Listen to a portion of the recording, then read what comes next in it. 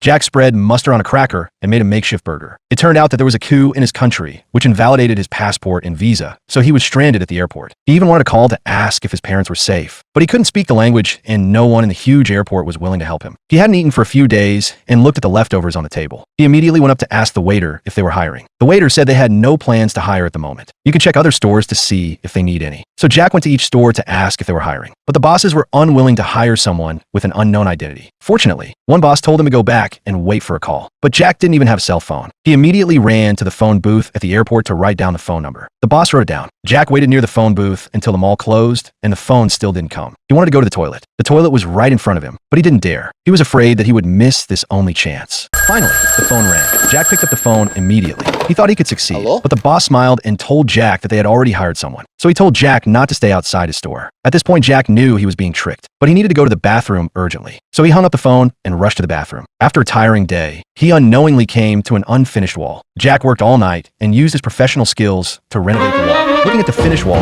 Jack danced happily, but he didn't expect the contractor behind him. The contractor looked at the perfect wall and immediately hired him with a high salary. Jack couldn't believe it and said yes with trembling lips. So Jack got a high-paying job. When he got the money, he immediately bought himself a rich burger. He took the burger and ate it in big mouthfuls. His face was full of satisfaction.